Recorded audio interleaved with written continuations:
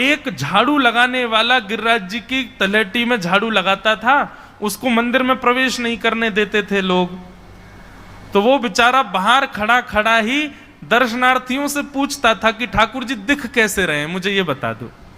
दर्शनार्थी आकर के बताते थे, नीली ठाकुर जी ने बाघा पहना है, गले में मोतियों की माला है, मकराकृत कुंडल है, ऐसा टिपारा ठाकुर जी के सिर पर रखा है और ऐसा ठाकुर जी का श्रृंगार है।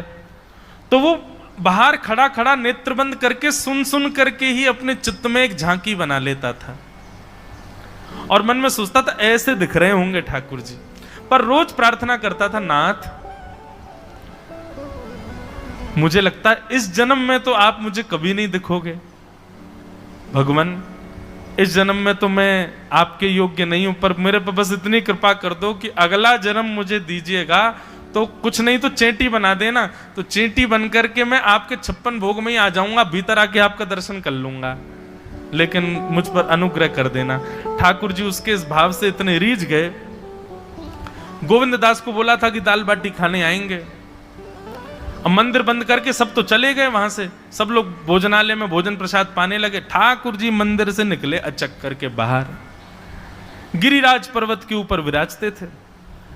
जैसे ही बाहर निकल करके आए तो गिरिराज पर्वत के नीचे ही वही झाड़ू लगाने वाला उन नेत्रों से आंसू बह रहे थे। ठाकुर जी का चिंतन कर रहा था, आज ठाकुर जी ऐसे दिख रहे हैं, आज नीली पोशाक पहनी है, सिर पर चांदी का मुकुट पहना है, ठाकुर जी ने आज गुलाब का इत्र लगाया है, ठाकुर जी के ऐसे ऐसे मकराकृत ठाकुर जी के कटाक्ष, वो सब चिंतन कर रहा था। ठाकुर जी नीचे उतर करके जाने लगे, इतने में ही ठाकुर जी ने लीला करी और जोर जोर से ठाकुर जी चिल्लाने लगे, अरे जल्दी ते आइयो, देखियो मेरे पाम में कांटो लग गयो, अरे जल्दी ते कोई आओ या कांटे को निकारो, मुझको तो बहुत दर्द है रो है, अरे भैया जल्दी आओ जल्दी आओ। अब ये स्वर जैसे ही सुना उस झाड़ू लगाने वाले ने, उसके नेत्र खुल गए। उसने देखा, बोले कि ये स्वर कहां से आ रहा है। उसने जैसे ही नेत्र उठा करके ऊपर देखा तो नीला बाघा पहना है, मोतियों की माला पहनी है, मकराकृत कुंडल पहना है, चांदी का मुकुट चमक रहा है मस्तिष्क पर, ठाकुर जी के केश घुंघराले लहरा रहे हैं और ठाकुर जी अपना एक पाम हाथ में पकड़ करके और एक पैर पर लंगड़ी जैसे खेलते हैं ऐसे ठाकुर जी कूद रहे हैं यहां से वहां। नीचे से झाड़ू लगाने वाले लगे, अरे ऐसा पुरुष तो मैंने जीवन में कभी नहीं देखा, ये कैसा पुरुष है। नीचे से ही ठाकुर जी को देखने लगा। अब स्वरूप उसको पता था तो उसने कही ये जरूर ठाकुर जी होंगे, वहीं से प्रणाम करें। ठाकुर जी बोले प्रणाम कर रहा हूं, दारी के जल्दी ऊपर आ, कांटो लगो मेरे पाम में या को निकार। बोलने लगा, बोले मैं ऊपर नहीं आ सकता, गुसाई जी मारेंगे, सब लोग डांटेंगे मुझे। अरे नहीं गुसाई जी ऐसा कुछ ना कहें, ये सब तो बाहर के लोगों ने नियम बना दिए, मैं तो सबसे मिलूं, तू आजा जल्दी ऊपर। जैसे ही ऊपर गया, ज्यों-ज्यों ठाकुर जी के समीप जाए त्यों-त्यों उसके नेत्र सजल होते जाएं। ठाकुर जी के बिल्कुल समीप पहुंच गया। भगवान बोले, देख काई को रो भैया, जल्दी कर, मेरे पाम में कांटो लगो या को निकार। जिन चरण कमलों के स्पर्श के लिए सदा लक्ष्मी लालायित रहती है, ठाकुर जी ने उसकी गोद में अनायास अपने चरण रख दिए। बोले जल्दी कांटो निकार, कांटो लग गो मेरे पाम में। अब वो ठाकुर जी के सुंदर तलवों को अपने हाथ से ऐसे देख रहा है, ढूंढ रहा है कहाँ कांटा लगा है, कहीं उसको कांटा मिल गया। अब इतने कोमल चरण ठाकुर जी के, उसके नेत्रों से आंसू भी गिरते जा रहे हैं, भाव विह्वल होता जा रहा है। मेरे सौभाग्य की सराहना, ठाकुर जी के इतने समीप। कांटा निकालने के लिए बार बार अपने अंगूठे से खींचे लेकिन कांटा नहीं निकले। ठाकुर जी बोले, अरे जे हाथ से ना निकलेगो। उसने पूछा कैसे निकलेगा? बोले अरे मेरो पाम पकड़ के अपने मुंह के पास ले जा और दांतन से निकाल, तब निकलेगा ये।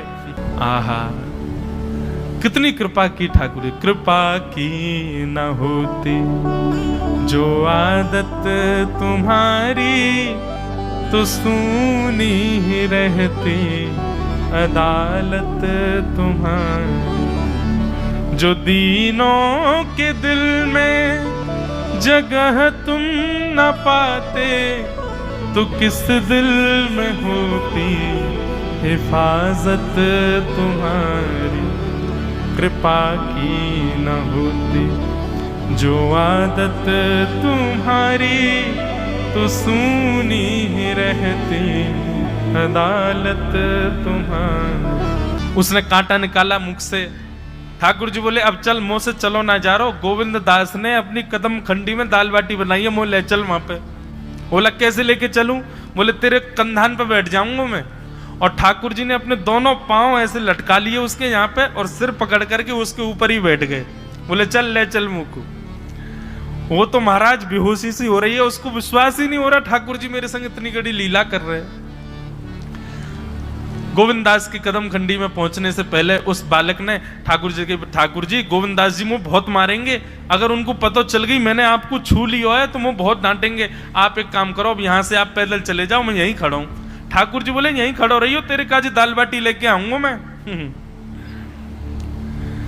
ठाकुर जी पहुंच गए गोविंद दास के पास। आहा, जो ठाकुर जी अचल दिखते हैं सबको मंदिर में, वो सचल दिखते हैं गोविंद दास को। कितनी बड़ी कृपा।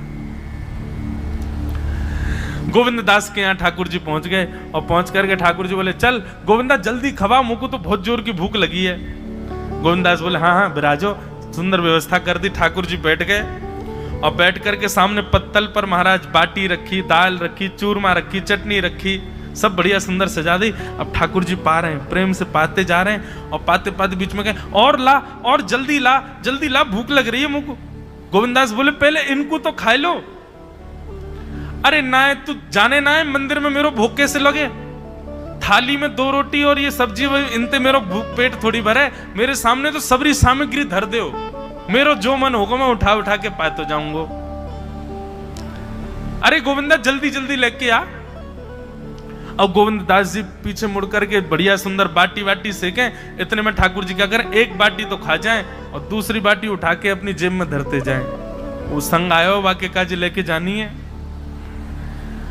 अब तुम्हारा ठाकुर जी खाते जाएं, भरते जाएं, खाते जाएं, भरते जाएं। गोविंद दास बोलो ठाकुर जी ये तो मैं मानूं कि आपकी खुराक बहुत है, पर इतनी ज्यादा है ये मुझको विश्वास नहीं है रहा है। क्यों हैं? 56 बाटी खा गए हो अब तक आप? अरे कोई तुकना है, पेट है कि समुद्र है, कुआ है, कहा है आपको? ठाकुर जी बोले अच्छा दारी के ऐसे बोले, चलो जाऊंगा मैं। अरे नहीं जय आप तो पाओ। ठाकुर जी तो जेब में भरते जा रहे थे। अब ठाकुर जी का पेट भर गया। ठाकुर जी बोले चल भैया गोविंदा अब पेट भर गयो, नेक देर हम एक पेड़ के नीचे बैठ के नेक सुस्ताए लें, फिर बाकी बाद मंदिर में जाएंगे। 4 बजे मंदिर खुल जाएगा दर्शन देने। जैसे ही ठाकुर जी खड़े भये महाराज, सोई उनकी पीतांबरी फैल गई। पीतांबरी फैली। गोविंदास बोले जय ये बाटी खाए के आप इतनी जल्दी मोटे कैसे है गए? ये पेट आपको है तो सही, लेकिन ये इतना चौड़ो कैसे है गो? और पेट कोई खावे तो वो आगे की तरफ निकल रही है, ये कोने में कैसे निकल रहा है? ये दोनों तरफ पेट बाहर कैसे आ रहा है आपको? ठाकुर जी ने ना कछु नहीं दिखाओ। अब तो महाराज गोविंद दास ने पकड़ के जैसे ही पकड़े तो अंदर से बाटी निकल आई। जे बाटी कौन के काजे भर के ले जा रहे हो? सही बताइयो लाला, कौन के काजे? कोई और सखा बना लियो तुमने मेरे अलावा? गोविंद दास जी बाहर गए। बाहर जाकर के देखा तो एक वृक्ष के पीछे वो झाड़ू लगाने वाला बैठा था। अच्छा तो अब जे आपको सखा बन गए, जे आपको मित्र है गयो, या के काजे बाटी भर के ला रहे हो? ठाकुर जी के अच्छा अरे भैया ठीक है, अब तू सबंत कह मत दियो कि मैं यहाँ के संग आयो, यहाँ के संग खेलूं। अरे बेचारो बड़ो प्रेम करे मोते, ये भूखो बेचारो, मैंने सोची यहाँ के काजू बाटी ले चलूं।